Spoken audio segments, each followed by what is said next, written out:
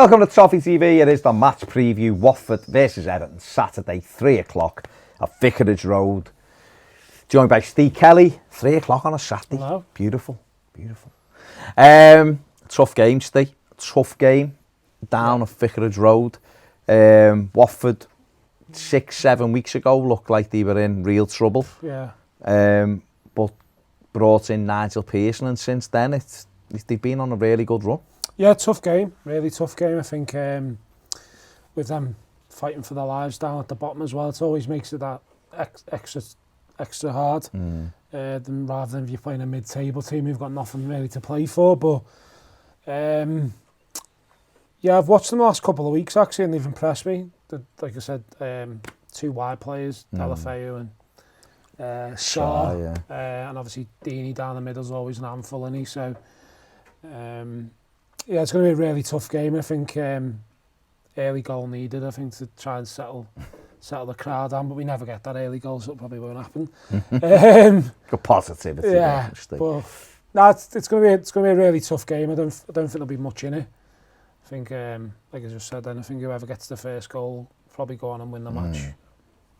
Well, yeah, I mean, the Premier League, it's what, 71% of the time the team that scores the first goal wins the game, and you know, we've got a poor record there. I mean, the first 3 years in the Premier League, Watford failed to beat us. We won 2 and drew 1 down there. But the last 3 seasons, they've beaten us down there, and they're looking to record their 4th consecutive home victory against the Premier League team for the first time in the history. And it's up to us to stop that, really. I mean, we go there off a disappointing result against Newcastle. I mean, overall, since the Anfield defeat in the league, at the start of December, we've lost 1 game in 9. That was away to Manchester City, who were the champions. So in general, we've had a real upturn in form. We've been more difficult to beat, more resolute, scored more goals. Duncan Ferguson started the Carlo Ancelotti come in and has carried it on and put his spin on it and altered a couple of things, and we've kind of rolled with it really well. Newcastle, last time out, brilliant for 93 minutes, and we know what happened there, and you know, conceded our 11th and 12th goal of the season, I think, from set pieces, which is more than anyone in the league. Yeah, it's been going on for the last couple of years. It has, so that's something, knowing how strong Watford are off, you know, set plays and how big they are, that's something we're really going to have to guard against at the weekend. Yeah, definitely. Obviously, they've got 2 lads at the back, haven't you? They'll probably just stick it up for every corner. Dawson and Cathcart. Dawson's very good in the squad. West Brom days, and scored against us a couple of times for West Brom. So I think, like you said there, we've just got to concentrate that bit more at the back, and it'll be interesting to see how they defend the set pieces. Whether they'll do, I know they've gone back a bit more to man than the zonal, because you don't, with the zone, I always find, especially against teams like that, it's always a bit of a worry for me, especially because they've got the run on you sometimes, and when you're that bigger player as well.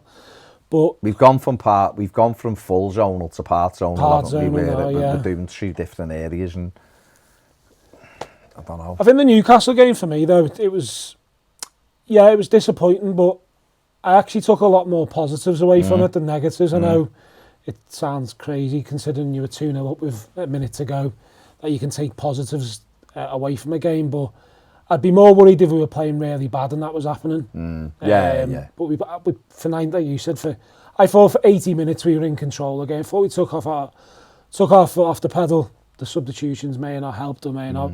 Obviously, he has what he has at the moment, unfortunately, on the bench. People might not like it, but that's the way it is, unfortunately. But I actually thought it was probably the best we played in a long, long time at Goodison. I haven't really seen us control the game.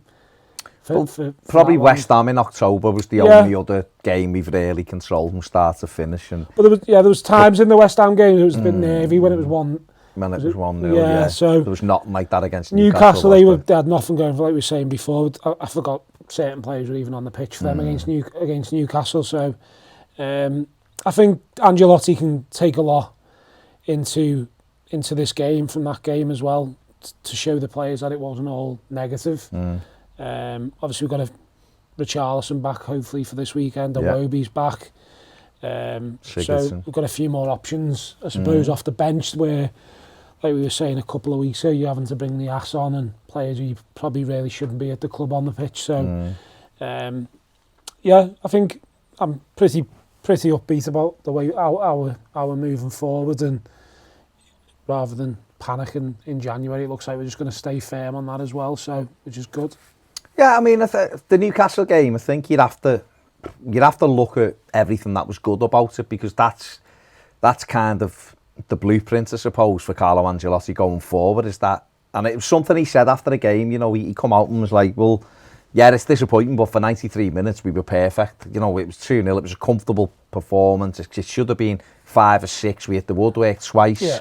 You know, the keeper, the Bravkas, made 3 or 4 really good saves. We could have been a cricket score, and we've thrown it away. Really, we snatched draw from the jaws of victory and all that. So, but you'd have to look at the overall picture. If you're on a pathway, you know, are you doing the right things most of the time? And if you're doing the right things most of the time, more often than not, you'll win the game. You'll have these mad moments in football. I remember us being 3-1 down against United years ago, and in injury time we drew 3-3 under Moyes, and you know, that was a team that was flying. You know, United were top of the league, and won the league, great side and all that. So, you know, it happens at times. You just have to learn from it, and that's the biggest thing. Everton have to learn, if they're ever in that situation again, how to manage it better. And I think it'll give Ancelotti a good idea of who's in his will go forward with him as well, as a manager. The players you can maybe trust in those situations. He'll have learnt more in that 90 seconds than he probably did in the first 93 minutes about character and about standing up to things. But also, it gives you something to work on, doesn't it? It gives you something to, you know, Jordan Pickford, should he just come and punch that, go through everybody, or should he stay on his line, a defender at it, or, you know, why is he flapping at it? You why know, is the ball allowed to go so far? Shove Fabian Delph, drive that into the corner, or turn and pass it back to your keeper. All of these little things in the game, you know, Tom Davies and Luca Dean, don't ask about with it, just clear it. So, you know, little things that you take from that. But going into this, you know, our away form's terrible. Let's have it right. We've won 2 away games this season. You know, Newcastle over Christmas. You know, we won at Southampton in November, I think it was. Other than that, we've been pretty poor on the road, and this is something that Ancelotti will have to change going forward, isn't it? You know, Everton have got to be looking to win half a dozen, if not more. I think we're averaging. I think we're averaging around 4 wins a season away from home. That's terrible. I think our biggest since was Martinez's first season, was it, where we had 8 away wins? Yeah, 1 8. And since then, I think it's been 4 every season after that. Well, Crystal Palace last season won 8 away games. I think they only won 5 home games, but they won 8 away games, and you know, they were just functional, and they had the pace as a heart up front. So it's not like it's a difficult thing to do. It's just that you'd have to get organised and be able to build it. I think what Everton have got is, in the attacking areas, we've got options, you know, real good options. Moise Keane, Richarlison, Dominic Calvert-Lewin, Bernard. Walcott to a lesser extent. Iwobi's come back fit now. We've got Anthony Gordon's there or thereabouts. So attacking wise, I think we're okay. I think the centre of the park is a problem. Especially against these, because he's quite physical, big side, like up and down team, aren't they? Like the Corey, Capuet. You got that Will Hughes, who's a tricky player as well. Chalobah, who's a good player. Who was really impressed with him actually into Tottenham last week. So I think for me, you missed the midfield out in this one, and people mightn't like that. People, you know, we want to play this kind of football. It's results focused, and it's about, you do want to play football, and going forward, you'd like Everton to build a squad that has these players who can take the ball and travel up the pitch with it and pick teams off, and that's what you're aiming for. You have to aim for that. But you'd have to look at strengths and weaknesses, and Watford, for me, you can get at them. Okay, they've tightened up massively since Pearson coming, but they're still the same players who were you know, throwing goals in the net for the first half of the season. So you got to get at them. They are very strong through the middle, and then they will cause us issues up front with Delafeu, Sarr and Deeney. I think where we can cause them problems as well is their fullbacks. Fullbacks aren't the greatest. I know they've got Mariappa at the moment, who's a centre half, playing right back, and the other guy is at Hollebass at left back.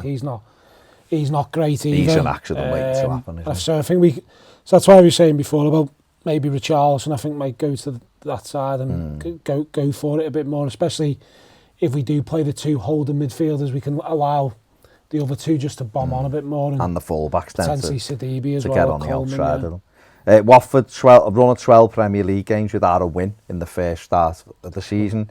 They've now won 3 of the last 4 under Nigel Pearson, and the only other one was a 0-0 draw with Tottenham. So they're on a good run, aren't they? Yeah, like I said, they've impressed me when I've seen them the last couple of weeks. I think Pearson's gone there and gone back to basics a bit really, and getting the ball forward quicker. Something Big Dunk did when he come in at Everton. He got the ball. You've got to play where you're going to cause teams problems. If you're conceding too many goals, keep the ball away from your area. Yeah. You know, it's something that Duncan did. You know, Ancelotti even spoke about teams with possession. You know, a lot of teams with less possession have won football matches. And, you know, you'd have to look at that. Leicester won the league with 26% possession. Yeah, so you've got to play in their half at times, and that's something. I think we just got to be wary of the 2 wide men for me. That's my biggest one. Well, we know Delafeu's a match winner. Sar's a good player. He was a good player in France. He took a bit of time to settle. He looks good now. I like the core. Capubi does his job. Chalobah's hot and cold, but it is a good footballer. Like you say, Will Hughes can break from midfield. So they've got some good players. We know that they shouldn't be where they are, really. They should be higher up. But it's about it'll be a good test, I think, Saturday as well. It'll be a good test for Holgate and Mina as well. Especially Mason Holgate. Mina needs to take Deeney. They follow Deeney everywhere. But I don't think Mason's that type of lad who'll back down type of thing, which is good. No. I think the strength of Deeney, though. I think Mina can bully him a little bit, and I think that's what he should be. I think it'll be a good test for them, for both of them, actually. So. Everton haven't kept an away clean sheet since day one. Crystal Palace. So we've had 11 away games, and we've conceded at least 1 in every away game since, which is an absolutely shocking statistic. And it's something that they need to correct this weekend. You know, your goalkeeper has been up and down at the moment this season. He's got to start wanting to get clean sheets, demanding. Yeah, that's a good point. You know, arguing with people about these clean sheets. For goalie and your centre-backs, that should be like goals to them. And they should, you know, it should hurt them. It doesn't look, I was about to say we that. let a goal in, it's like, you know, it looked like it hurt them, the Newcastle equaliser. But the first goal went in, it was like, oh, well, we've conceded. And it should be like, we do everything. You know, we've seen like Brighton come to Goodison the other weekend. They were throwing themselves in front of everything. And we got the breakthrough. Yeah. Burnley, we beat them, but they were throwing the faces in the way of things. And ours, we just... You even see some of the top teams, even if they're 4-0 up and they concede the goal, you look at the goal. I always look at the goalie's reaction, and I always see the top clubs. Well, the top ones are fuming when a goal goes. Look at Juve. Yeah. Look at Chiellini, Bonucci, Buffon, and that. You know, how many times did they jump up and hug each other like as if they just scored a goal because they kept the clean sheet or they've stopped the goal? That's how you defend. Just not lose. This is a mad stat. Only Liverpool have scored more header goals in the Premier League than Everton this season. But to temper that, Watford have conceded only 1 goal from a header all season. So I give you that one hand and took it away on the other. Watford have failed to score in 11 different Premier League games this season. No keeper has kept more clean sheets this season than Ben Foster, though. Yeah, he's had 8, a good keeper. He's about 408, but he's still a really good goalie, isn't he? He's recorded more shutouts already than he did last season. Which is mad, isn't it, given that they were at the bottom, and last season they were halfway up. Since Nigel Pearson became the Watford manager, Troy Deeney has scored 42% of the Hornets' Premier League goals. He scored more goals in 8 Premier League games under Pearson than he did in his previous 19. And Everton's Dominic Calvert-Lewin has scored 5 goals in 6 Premier League appearances under Carlo Ancelotti, as many as he'd netted in 16 games under Marco Silva. Big Dunk. He's been really good lately, Dom. I'll be honest with you. Up until probably Dunk coming, I was one of them people I wasn't sure on, Dom. And it's good that obviously it looks like Dunk's been back to doing some work with him again, which is good. I think. Well, the stark contrast is Duncan wasn't working with the forward players since. Boa-Morty came in, and the minute Boa-Morty went out the door and Dunk got hold of the strikers again, they've all scored goals, and Dom's gone up 3 levels. Well, he's gone to that level. I remember you lads saying at the start of the season his aim should be to get into double figures this season, And let's be honest, well, we've got 3-4 months left of the season. For me now, he should be getting to at least 16 goals this season. He's got 12 altogether. He's got 10 Premier League goals. So you'd expect another 5. I would. That's what I mean. Half a season. Which is another great. 5 goals. He gets 15. He's improved every year then, hasn't he? You know well, so he'll have doubled it almost. He got 8 last year. So if he gets 15, he's practically doubled it. And what he's doing better for me is he's getting in the right areas to put the ball in. A lot of his goals have been in and around the 6-yard box. That was my biggest criticism. That's probably down to the system change. The system changes helped him. We had Kevin Campbell in the studio last week and he was talking about, he was great at doing the work and he'd get it wide, but he was knackered then to get in the box where now he's got someone to lighten the load. The two striker thing, anyone who's been a watcher of this channel for a while will know that I've banged on about this for years. It's that you're taking, when you play with one up front, you are cutting down a specialist goal scorer out your team to accommodate midfield players. So in general, unless you are Liverpool who have 3 amazing forwards or Man City, you're cutting down your hope of scoring goals. And the aim of football is to score goals. You're flooding the midfield. So you might end up with 40 goals a season for your team, which is pathetic when Liverpool are scoring 90 or City are scoring 100 and whatever. So, you put 2 strikers on the pitch and then you try to add goals in and around it. And that's what Ferguson done, Ancelotti's done. Ancelotti's done that all through his career, really. Put goals in. And if your first aim should be outscore the opposition. Then it should be, well, obviously outscore the opposition to win games, but what I mean is heavily outscore the opposition. And then your aim is to tighten up without losing the goals. And that I'm sure will be something that Ancelotti will work on. But we've got Richarlison and Calvert-Lewin, 23 goals between them this season. Moise Keane scored last time out. He's only had 5 starts. The kid, he scored 1 goal. They're the real stats people will throw. Now he's played 20 games, about 6 of them. He had 7 minutes or less as a sub. So you've got to put everything into context, haven't you, there? But it's good to see him up and running. And that's the area, really, where Everton have got to improve. And Watford have shown that, really, with the Deeney stat there, is that he scored almost half their goals. Well, earlier on in the season when he wasn't scoring, they weren't scoring. Now Delafeu will weigh in with the odd one. Decore, who normally gets half a dozen. Further forward now, and that's what you have to do with your team. But Watford are in 23 points. They're on the same points as West Ham and Bournemouth, and they're in the bottom 3. They beat Everton. It's a great chance to climb out of there. For Everton, if we win, we drag ourselves closer to the European places again. So there's a lot riding on it. We can kind of forget about the if Everton were to beat Watford at the weekend, you're then putting 9 points, well, be 10 points between us. Then you start looking and going, 10 points is a big, it's a big gap. It's basically 4 wins. It's a big thing, And you can start to look to Europe rather than of course. To the biggest thing for me, Steve, the biggest thing for me as an absolute bare minimum is don't lose the game. Don't allow teams below you to claw points back on you. Get in there, get a result.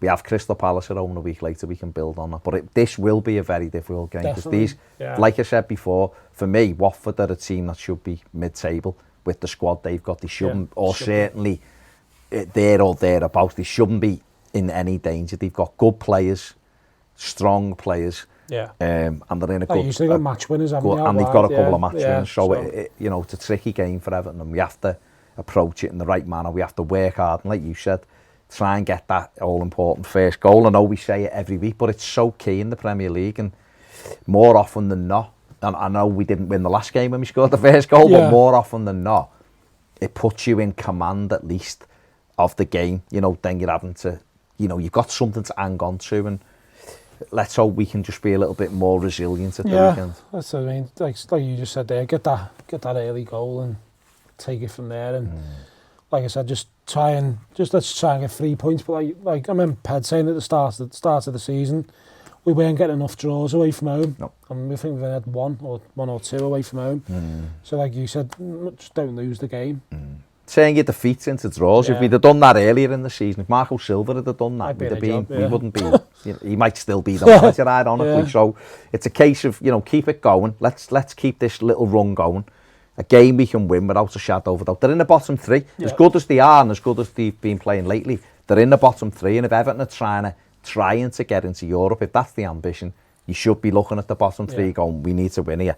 Definitely, and, mate. Let's get out, let's have a right good go let's hopefully, you know, put ourselves in a good position to beat Crystal Palace the week after before we go into the winter break. Winter break, yeah. You know, and then it gives the manager, just finally before we finish, he's had 10 days, so hopefully on the training ground, so hopefully we'll see a little bit more from what he wants, and hopefully the clarity will be there. This is the longest he's been able to work with the players, isn't it, since he's come in, so again, it'll give him an idea of who he can trust on the pitch and who he wants going forward, but and obviously I imagine the players have had a bit of a break as well under that time, so it'd be good for some of the players who were looking a bit jaded to actually come back. And obviously we said about Fabian Delph, it'd be good for him to rest up because obviously he has the odd injuries and that, so he might come back a bit fresher. And like, you've got Iwobi back, you've got Sigurdsson back, so we've got more options now, which is always good, because at the end of we haven't had really many options for the last